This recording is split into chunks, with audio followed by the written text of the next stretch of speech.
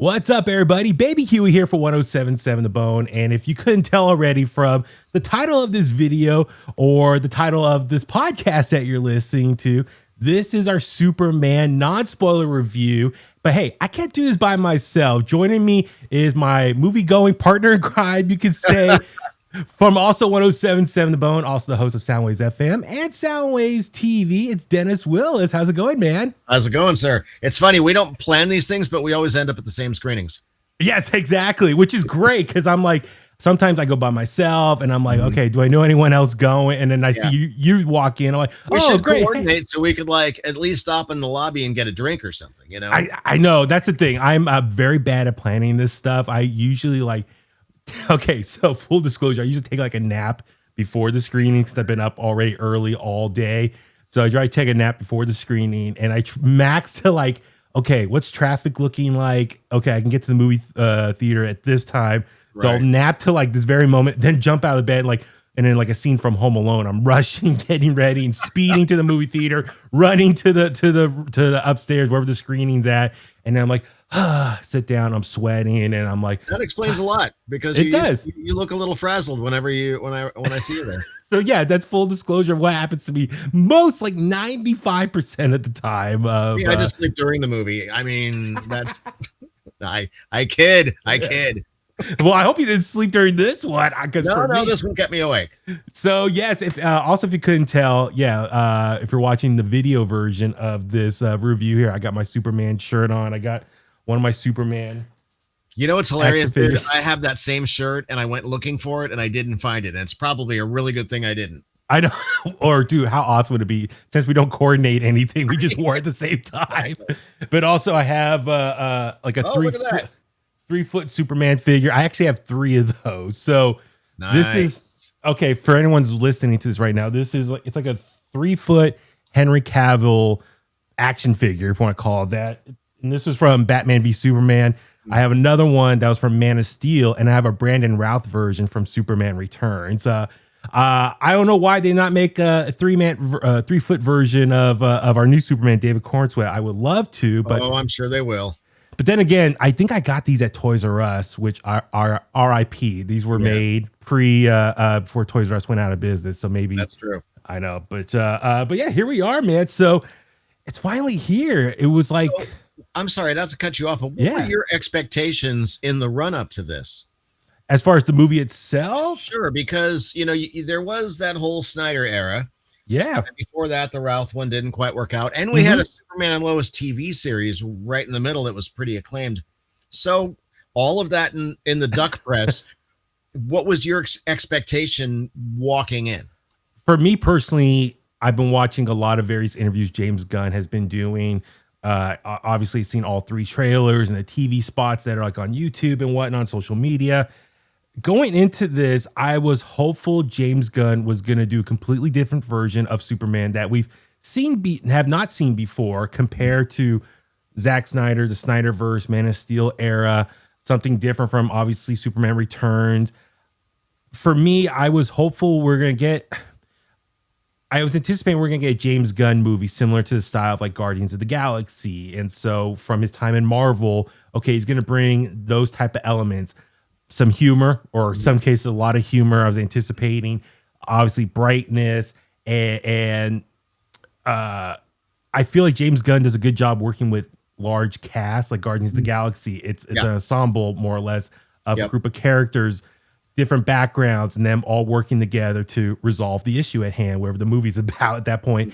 And that was kind of like my mindset. Like, I think James Gunn does a good job of that for the most part. And so going into this, I thought, okay, he's going to bring those ideology or whatever you want to call it, like it just the way he does a movie to the Superman world. And now he's running, him and his business partner are running DC Studios. And this is the start of the reboot of the DCU, they're calling it, not the DCEU, which was more like the Zack Snyder era and stuff. But so I was like looking for a completely fresh start. I was very open-minded going into this. I was like, okay, give me something different. And they were kind of warning this is gonna be different than what you've seen before. So I was like just excited to see something new. How about you?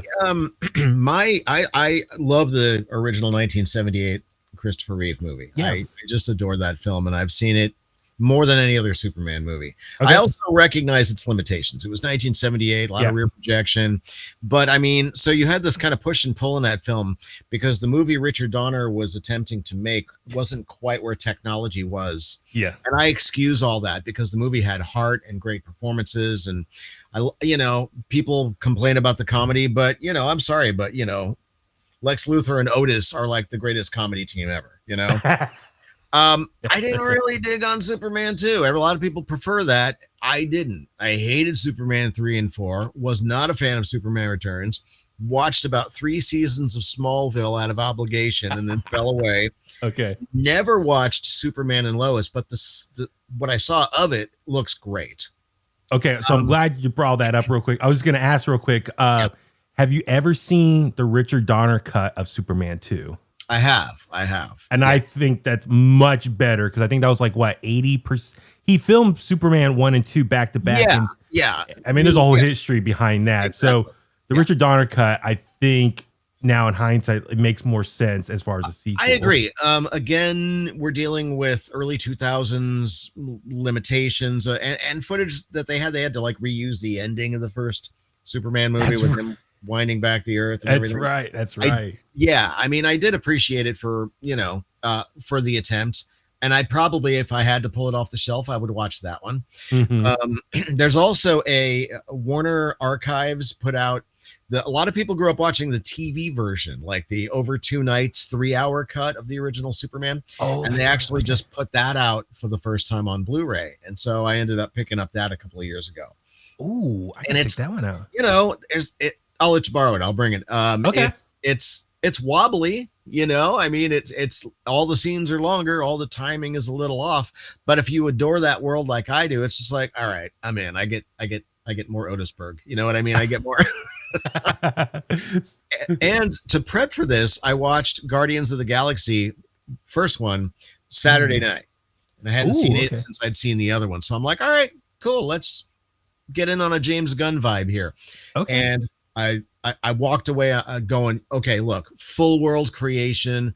It ripped my heart out. It did everything right.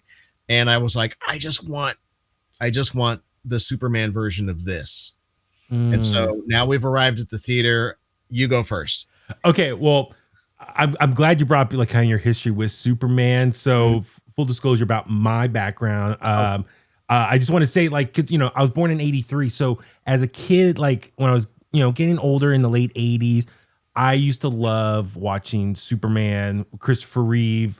Obviously that was released before I was born, but watching it on TV as a kid, I used to love watching it whenever it was on. And eventually I think we had the VHS of it here. And then I was a little kid, so I just watched all of them, 1, 2, 3, and 4. Now in hindsight, as an adult, I can see like, 3 and 4 not as good. As a little kid, I loved, was it Nuclear Man? Like, his Lex Luthor's, equivalent to Superman at the time and stuff like that. So I enjoy as a kid, but now in hindsight, as an adult, it's like, yeah, kind of cringy now, just not the best movies. But nonetheless, in the early 90s, I used to love Lois and Clark, the Dean Cain Superman. That one. Yeah, that's the one I used to, like as a kid. I was like, oh, a new Superman TV show. I was watching, I think it was on ABC. I was watching that all the time. And then keep in mind, in the early 90s, there was Batman, the animated series. And then after that success, they had Superman, the animated series by the mid 90s. Right. So I grew up watching that too. So that was kind of like my introduction to Superman. I was collecting some of the comics, but I was like, honestly, I didn't read much of them. I more skimmed them for the artwork. And I used to draw a lot of the artwork. I was trying to draw my own superheroes by looking at Superman comic books and like, ooh, I want to draw my own Superman. And I would try to replicate that. So I would have some old comics and stuff. I didn't watch a whole lot of Smallville growing up, because by that point, I think I was Smallville's initial run. I think it was in high school or college. So for me, I was just so busy with college life and just, I just didn't have the time to watched that show, but I've heard obviously great things, and I've seen the last like frame from that show in the last episode where Clark Kent finally becomes Superman, rips the shirt open. Sorry, spoiler alert. So, so for me, what kind of really got me back into it was Superman Returns with Brandon Routh. And I was like, all right. You know, at the time it was like, okay, this is going to be loosely a sequel after Superman 2. It's like 5 years after. And I'm with you. It was kind of a disappointment. Just everything there. Brandon Routh did a great Christopher Reeve impression.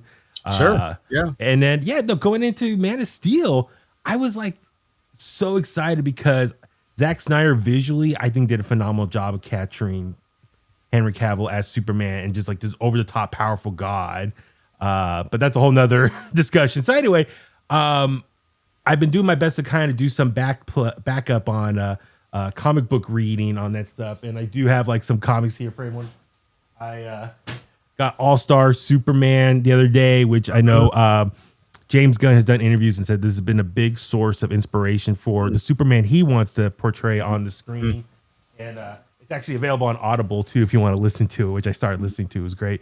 And then Superman Birthright, which came out in 2003, which is the most recent canon origin story of him coming to Earth and whatnot. So I definitely plan on reading those. So yeah, anyway, I mean, I've been loving Superman, all that stuff. So going into this movie, I was like, all right, from the interviews I've seen James Gunn do going into this, I'm like, okay, he seems to really understand who Superman is as a character compared to Zack Snyder, which a lot of fans were critical that he did not understand, or at least his version he was trying to put on screen is not the Superman we grew up with. Seemed like James Gunn was focused on that. So overall, I really love this movie. I love the tone, the brightness, the colors. There was a lot of scenes in this movie that felt like right out of a comic book or from Superman the animated series. A lot of this over the top stuff, fighting, action sequence, a lot of Superman in this movie. And we can get some of the other stuff, but how about you? What were some of your general takeaways from this? What's funny, I completely forgot about the Zack Snyder movies until you mentioned them. And because I hated them. I mean, I kind of appreciated Man of Steel to a degree where they were like, let's reinvent the wheel here. And I'm like, all right, I'll go with it. But I've never been a Zack Snyder fan. And so prior to that, even initially, I was just like, you're giving that guy the Justice League universe? All right. And I was just hoping he didn't Zack Snyder all over it. And he did, with the ramp up, the slowdown and oh my God. You put that movie in any of those films that are like pushing 3 hours, you just run them without the slow motion and they'd be the length of a normal film, So I was not a fan. And so it's like, by the time we got to Batman v Superman, I was like, oh my God. And Justice League was terrible. I didn't even come back for the 4-hour black and white 4:3 director's cut. I'm like, you lost me. I'm out. I don't care about this dour world, So I was looking forward to the brightness as well, to color and fun and that kind of thing. Yeah, that's my thing is, and I don't want to spend too much time talking about Zack Snyder because I feel like that's what everyone's going to be doing right now. They're just comparing the two already. Like I've seen people on social media already comparing Rotten Tomatoes scores between. Yeah, I mean, that's some fanboy stuff. But I mean, so if you don't mind, I'll make my first observation about it in a non-spoilery way. And that's that I liked it. I liked it a lot. I'll watch it again. I'll probably own it. That said, yes. I think in the same way that Zack Snyder all over his movies, I think James Gunn did the same thing. And I don't know that is ultimately, it's going to be, I've always said, we'll see where it's going. I said that about James Bond. I said that about a lot of things. Let's see where it goes when it gets there. Okay. Part 1, like the Star Wars sequels. All right. I liked Force Awakens because it was setting up an interesting idea. Yep. I didn't like where it went, and that weakens the first one. And it's possible that the same thing happens here, in my opinion, because, there's no right or wrong. It's all subjective. But I'm like, casting, great. Color, great. Energy, great. Didn't even mind the dog most of the time. But James Gunn, it's not the James Gunn of Guardians of the Galaxy, which actually gave moments a chance to breathe. It's almost as if he's in a hurry to get to the joke. He's in a hurry to undercut something serious with boom, here's a punchline, boom, here's some action. But I'm like, settle down, settle. That was my problem with the movie. It was 2 hours. If it was 2 hours and 10 minutes, you could give us those little itty bitty beats back that would allow it to resonate a little bit more, you know? Yeah, no, you do bring up a good point. You're right. Like, for me, I'm a pretty lighthearted person. Like, in the industry you and I work in, you got to we're around a lot of silly people. So I like to think I have like a silly mindset to begin with. Totally. And a lot but a lot of the humor in this movie, I can roll with it, but you're right. There are some points where it's like, okay, you don't need to have a punchline and everything. Like, I thought Guardians 2, I was so annoyed with that movie by the end. Just how much punchlines were in there. Like, every scene, you couldn't let a serious moment just let it breathe, let it happen. You got to have, beat it in the head with a punchline of some sorts. And I can see what you're saying in this movie, how there were certain moments and like, oh, we need to add like a quick liner, or someone needs to kind of break the tension. Can't let the tension go too long. It's like, well, let it go. Like, you try in reality, like if you and I are in a serious moment, I'm not going to stop everything and like try to give you a one liner just to bust your balls real quick. Like, no, you and I are going to be like, what did we just go through? Like, crap. Like, anyway, so I'm with you there as far as the humor. It's going to be interesting how people are going to respond to a lot of this, the humor in this movie. The other thing is, okay, a lot of the scenes that Superman's put into, it does, like, I just coincidence, the other night I opened up one of my Superman trade paperbacks that I got years ago, and I was flipping through that and a Justice League I had, and in the comics there are these big over the top moments, fights, explosions, monsters flying, and I'm like, for James Gunn, it seems like he really tried to do his version of like a comic book coming to life, having these big over the top moments on screen. So I think a lot of comic book fans are going to love this version of Superman, or at least James Gunn's live action version, because it's really replicating a lot of that. Yeah. I mean, I don't want to pick on it too much. I love that. I really enjoyed it. I did. Yes. I didn't even mind the humor. The humor is great. What I minded is that it was so truncated and squished together. And I will say this. I love a good human moment. I don't think that you have to throw that much money at things. I'm very critical of movies that put budget before the human thing. And I'm absolutely over. And this is why I'm a little marveled out. I'm a little over. And it's one thing. It's that when we get to the third act, I'm watching 40 minutes of CGI things beating up other CGI things, and I don't care, because where's the human stuff? Make me care.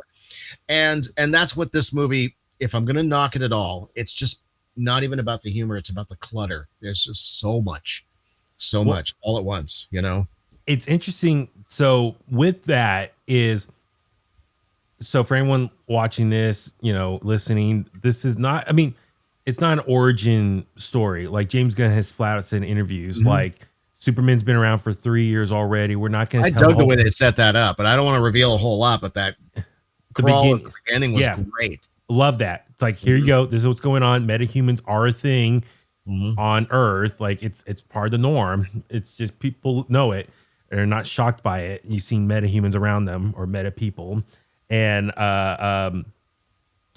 with that, I think he, as a director and a writer of this movie, I think he just assumes a lot of people are just going to have that knowledge going into it of what Superman is, his origin, his background. So it's like, okay, you're just going to pick up where he is right now in year 3 as Superman. So we don't need to do a lot of story building beforehand, which is, I don't know, interesting, because I feel like there's a lot of these relationships already existing. And for me, I kind of wish I would have saw, how did they get there? It looks like, Superman and Lois have been dating for just a few months now. It's like, well, I kind of would love to see them. Maybe like, what was their first date like? Or when did he finally reveal himself to, and this is all in the trailer, not spoiling anything. This is the trailer. How did he reveal himself being Superman? Or especially after only less than 3 months? Like, I think that's a big secret you need to keep for a lot longer. Right. Especially with the glasses thing they revealed in the movie. Yeah. Well, and then, even Lex Luthor, out of the gates, he hates Superman. Like, I would have loved to know, why is this Lex Luthor hate Superman so much? Like, what did Superman do to piss him off to want to go after him? But you know, we just assume he just hates him for being him. And so when we get into our spoilery version of this, I got a lot of thoughts about that whole Luthor arc. And so with that, even more, I wish, you know, more time with his parents, which I did enjoy the stuff we did with his parents, but more time of that too. So we're just supposed to like suspend disbelief and just believe this Superman is who he is, and you know, just go along. It's just picking up right where he left off, being who he is. I guess what I'm getting at is there were a lot of different scenes or settings which felt like different, like things you would see on Superman the animated series, the cartoon show. You know, one minute he could be fighting this monster, another minute he could be dealing with these people over here. Like, it's nonstop moving along. Yeah. I just wonder what you said, like the clutter. If you could took out one of those scenes and use that time for more character building between him and the people around him, because there's a big cast in this movie, which I'm excited for the future of us getting emotionally connected to more of these characters. It's beautifully acted. It's beautifully cast.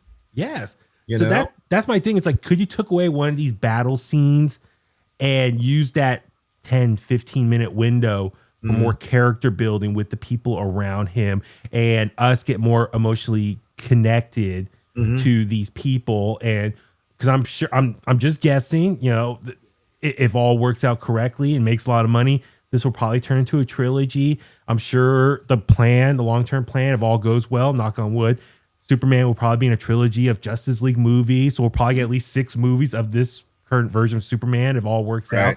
Yeah. So we're going to see a lot of him and the people around him for years to come. So I would like to kind of get more of their origin, how these people all work together, or how they're all connected to. We got a little bit of it, and we can talk more of that in the spoiler stuff. But I wish we kind of got more of that building of them, how they came to be so close with one another. It did feel like a sequel. Yeah. Yeah. You know, and you know, back to Marvel, what's interesting is like whenever they have they don't have the rights to the Hulk to do a solo thing. Yeah. What I thought was cool about how they handled the Hulk, though, is everything could have been a sequel to what you've seen before. You know, like when you saw Edward Norton Incredible in the Hulk, same machine as the CBS TV show.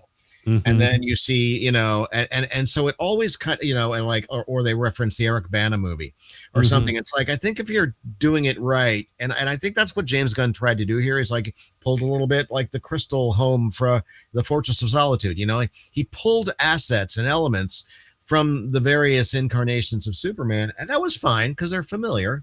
You know, I don't care who James Bond is when he picks up a Walter PPK or he gets in an Aston Martin.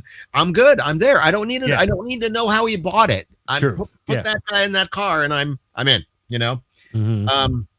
And again, I don't want to sound overly negative about it. There's just some things, you know, that kind of, you know, and I don't know if it's modern day filmmaking. I don't know if it's James Gunn as an insecure filmmaker. You know, like, you know, those people who feel like they need to fill up every silence in the room. Yeah. I had that impression when I was watching this movie.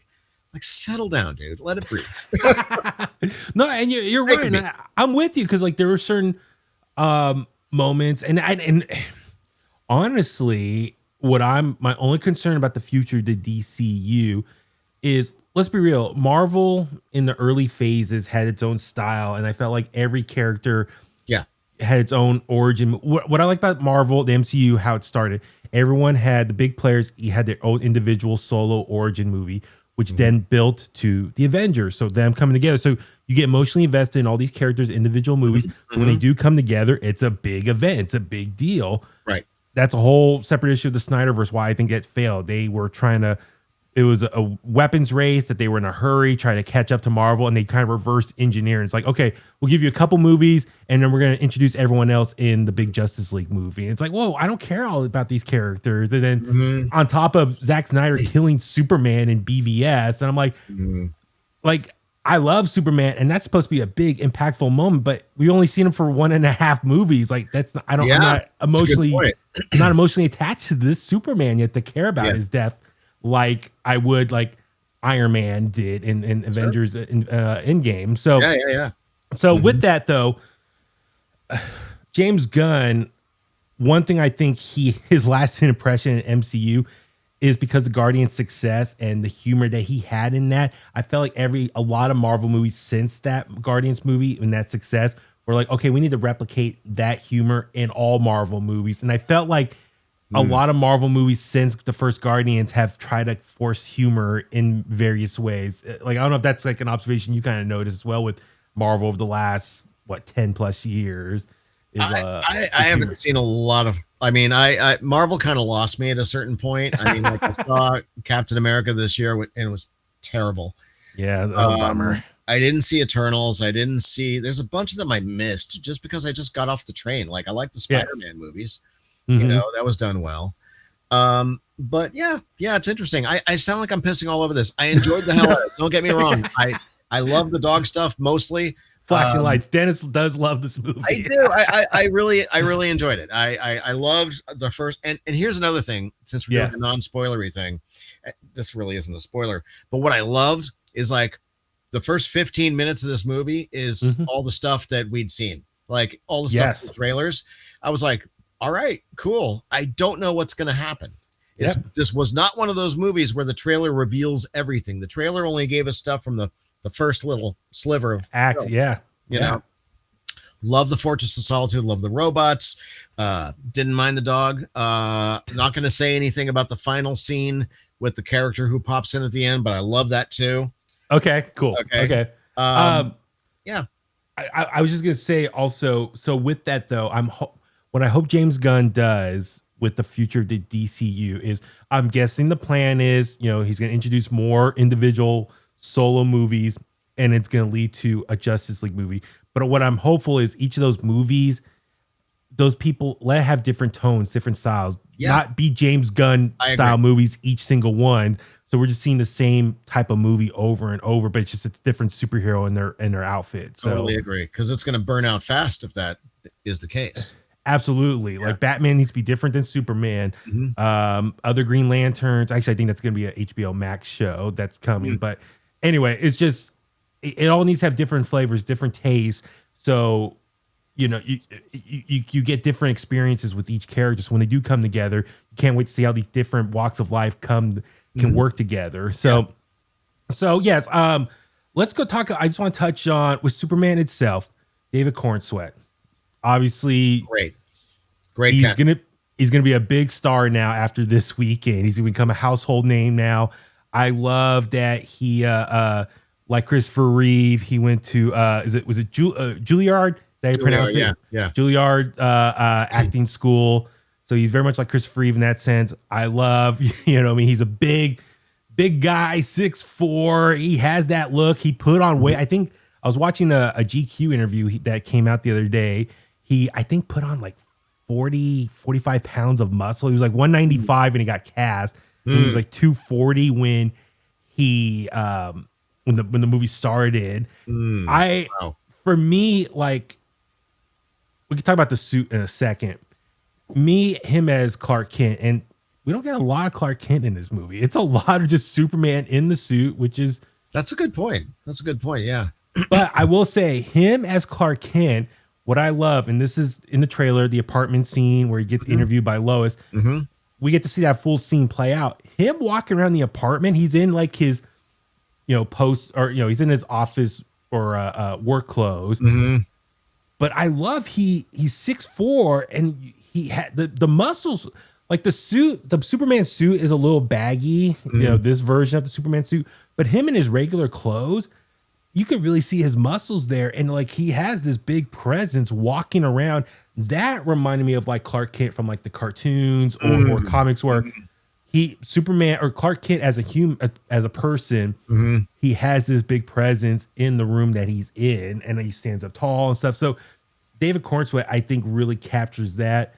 The voices of Clark Kent versus Superman. That was cool. Loved all that. But yeah, your thoughts on David Cornsweet as he's fantastic. I mean, it's great casting, and I had no problem with Henry Cavill either. And this whole thing about James Bond, I keep coming back to Bond because you're talking about an ongoing series where you're dropping into the middle of something and setting it up, that kind of thing. Yeah. Where there's established lore. So it is a similar thing. Henry Cavill should have been James Bond. They're going with like a 29-year-old or maybe Tom Holland, for fuck's sake. And I'm just like, Oh oh my God, no. are you kidding me? But that said, I had no problem with Cavill. I had a problem with the films, and Corn Sweat's fantastic. He's got the voice, he's got the presence. I would have appreciated. I talked to my my Superman pal Stephen Kirk about this, and Yeah. we agreed that one of the beautiful things about the Christopher Reeve performance was the two distinct performances as Meek, Clark Kent, and then Superman. And then there was an idea kind of introduced in The Dark Knight about how Bruce Wayne's secret identity, Batman's secret identity, was Bruce Wayne. And I always thought that was an interesting twist on that idea.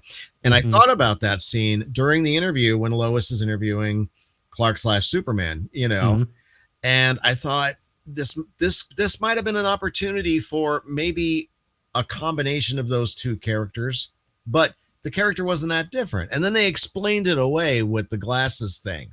So he doesn't have to act different. Yeah. You know? Like he can still be quippy and he can still be a little aggressive as Clark Kent in The Office, you know? And I thought I might have preferred a little difference there. Which I think it's a missed opportunity. We could talk a little bit more of that, particularly in the spoiler talk, but come to find out that is canon to the comics. That reference there, where you talk the glasses stuff, that is canon to the comics. I have come to understand that. Yes. Yeah. So that's great. So with him, I'm excited to see more of him. I think he really captured, even the interview with GQ he did. David Cornsweet, the actor, seems to really understand what Superman is and what he represents. And I love that. Like he really just embodies what Superman is and wants to make sure he represents that correctly on the big screen. So I have a lot of respect for him. I can always see more of him in future movies, which hopefully, you know, we'll get that at some point. What about the Superman suit real quick? I think that's been a big... I mean, at first I was like, that's a funky looking S. And then all of a sudden I realized that was from like Kingdom Come or... Yeah. And so I'm like, I don't care. I'm in. You know, people get all fussy about like, oh, it's not this or it's whatever. And it's, I don't care. I don't care. And my thing too is like, you know, it's a suit. And technically he's in year 3. Like who's to say that, you know, as the next movie, he can make adjustments. Iron Man, every movie he got a different Iron Man suit. He made adjustments as he went. I don't care about stupid crap like that. I care about the writing and the characterizations and stuff like that. You can paint them however you want, you know, if it works, it works. And again, if I had to choose, I'd rather a bright blue and red and yellow, you know, suit than what we got in those, you know, Snyder movies where you could barely tell. Like it made sense when they put him in the black Superman suit because I'm like, well, it's practically that anyway. I couldn't tell what the hell color it was because it was so damn dark. Like, is that blue? Is that what is that? Is that gray? You know, I'm with you. Rachel Brosnan, am I wonderful? She's great anyway. I mean, but that's just perfect casting.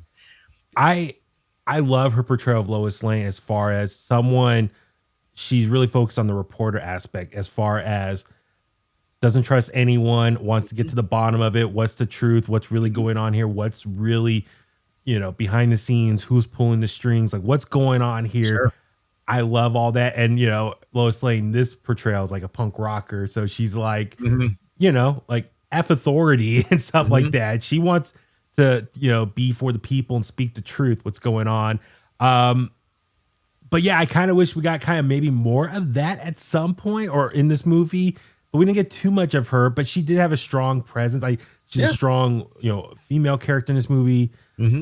My wife pointed out she was no damsel in distress, and I'm like, yep, that's true. That's a good point. Exactly. Yep, exactly. Nicholas Hoult as Lex Luthor. I liked him. Didn't like what they had him do. You know, but I also like. I liked that he was both brilliant and a big child at the same time. Because you get that in these crazy billionaires. I won't mention any real world examples, but I will say it was not a stretch to see somebody with the means to live any life that they can to also be a big baby. And so I like that. That was actually really kind of funny. I'm with you there. I will admit this portrayal of Lex Luthor, he was very evil as far as what extremes he went to get what he wanted. And he's willing to sacrifice whatever it takes to get what he wants. And Mm-hmm. like what you said, I think a lot of billionaires kind of lose touch of reality and how they're perceived by other people just for in search of power and just making sure everyone's beneath them to rule over them. So it's, I think of like Lex Luthor from the animated series. He was like a bigger guy and like deeper voice. Nicholas Hoult, his voice felt like a little whiny to me at times, but then again, you're right. He comes off like a spoiled brat, and I think that kind of makes sense now of what they're trying to again when we get into the spoiler thing. I have a lot of problems. Okay. Not because of him. Gotcha. Okay, and then we see the Justice Gang. That was hilarious. I loved all of that. Yeah, Guy Gardner's Green Lantern was awesome. His humor makes sense because Guy Gardner in the comics, he's a dick. He is an asshole, and he's like has no problem talking crap to people or putting people in their place or speaking his mind freely. We see that Mr. Terrific. He was great. He was badass, with his tech. So if you're a fan of like tech, gadget, smart people, like a Tony Stark from the MCU, to make a comparison, you're gonna love this character, and he's gonna be, I think, a big asset. For any team. I mean, Justice Gain's a working title, but I assume we know that's going to be adjusted down the road. But Mr. Terrific's, I think, is going to be a big asset for future projects and movies of what that character can be the MVP in of a lot of situations. Let's see here. I don't know. I'm trying to think. Is there any other stuff we want to touch on from a non-spoiler stuff? Because I feel like anything else, it could be saved for more spoiler talk here. So I think I can't. I mean, I've gotten out of the game of like I think you should see it. Like I'm not going to recommend and say. I can just tell you how it hit me. And I walked out happy. I walked out pleased. I love the reverence to the John Williams theme and where they use that again, like the Bond theme. Use it to punctuate certain moments. It was great. Even the way they did the opening and closing credits, I think were kind of a wonderful homage. I think for me, as somebody who grew up loving that first Superman movie, there was a lot for me to project and go, yeah, I recognize this. And that was really nice. And I guess if I was a little more steeped in Superman lore, like a lot of folks who read the comics and various iterations, they'll be happy too, because all that stuff is there, and let's face it, you were there. The whole theater, big laughs throughout the whole thing. So while I'm picking on the frequency of the clutter, I mean, it's a crowd pleaser. And I think Superman needs a crowd pleaser right now. Yeah. I think, I know James Gunn in some interview said like, they asked like, what's the pressure? How much pressure are you feeling for this movie to be a hit to set up the future of the DCU? And he's no, there's no pressure here. Let's be real. Like this movie needs to perform well for Warner Bros. To be like, okay, are we going to keep investing in these properties or we're just going to end it now? So this movie does have a lot riding on it. So yeah, it does come out this weekend, July 11th. So if you have a chance to go see it this weekend, great. I plan on going to see it again. I want to see it at least 2 more times on the big screen. I just to have that experience on the big screen, seeing Superman flying around, that's going to be great. I wonder if James Gunn, he kept saying in interviews as well, like he, is a comic book lover, fan, reader, all that stuff. And he wanted to make sure he did that right. And so I just wonder if that niche audience, they're going to love this. Like I said, it's a comic book come to life. And I think a lot of people are going to love that if you're a fan of the comics. I wonder for the casual fans, if some stuff might be a little bit too much for them. So I've been seeing like various reviews online, some very positive, some negative stuff. I've been, since the last 48 hours since we've seen this, I've been trying to look at other people's reviews and reactions. And it seems like depending on your fandom level of like what you said, like how much of the source material you pay attention to the comics or the TV shows or other movies, like how much you love Superman the character kind of depends, I think, how much you're going to love this movie. So that's a good point. Yeah. It's interesting how this movie For me, I think a success of a movie or how well a movie's done, I think it's the rewatch factor. Totally. Like, Yeah. like case in point, Captain America, Winter Soldier. I can still watch that. Mm-hmm. If it's on, I'll sit there and finish watching it. Or like, I love that movie. It doesn't get stale with me. Like, I will watch it when it's on there. But then there's some other recent Marvel stuff. I'm like, I saw it one time. I'm like, all right, I don't never need to see it again. So I'm with you. Like, this movie, I definitely want to see it again. I want to experience a lot of these moments on the screen again. And yeah, like for me as a big Superman fan, I just want this to do well. I want a new generation of Superman that everyone can in unison love and support. And it's going to lead to a bunch of great movies. Like, I've been wanting to feel the love that I felt for the MCU like 10 years ago. I want to feel that again for a superhero property. I'm with you. The MCU does feel a little burnt out. It's fatigue right now. I want Superman to do well. I want the DCU to do well, and something new to look forward to every year. A new DC movie. So, I'll leave it out there to the people. There every year, not 4 times a year. Yes, which was, I think, again part of the yes. flaw in Marvel's plan. Yeah. So it's I really enjoyed this movie, and I cannot wait to see more of it and just see where it goes. Knock on wood. Yeah. A lot of great stuff. So, if you're watching this right now on YouTube, please give this video a thumbs up. Leave a comment down below. Non-spoiler, what was your reaction to the movie? What are you looking forward to the movie? Share this review as well with everyone. That would be super awesome. I know we're running a little bit long, but hey, that's what happened when we got our fandom going on here. So, Dennis, for anyone that's listening right now, is there anywhere you want people to follow you at online? I hang out on Facebook, sometimes Instagram, begrudgingly. I'm less and less a social media person now. But it's fun every now and again, when it doesn't get weird. But yeah, no. I'm at Soundwaves TV. All our stuff is there. Soundwavestv.com, 1077 The Bone. And Soundwaves FM every Saturday night at 10 o'clock.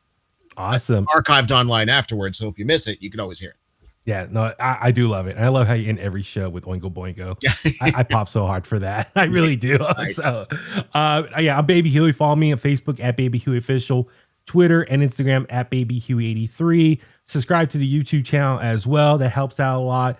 Thumbs up. Like we said, 5-star reviews wherever you listen to the podcast. So I think I've said all the tropes that you're supposed to say at the end of a review here. Right. Sticker or you're listening to this. Hopefully in a couple days we'll have a spoiler review. So keep an eye out for that. So if you've seen the movie, you want to get more of our thoughts on that as well, please tune in for that. And on that note, let's go home. Talk to you later. Bye-bye.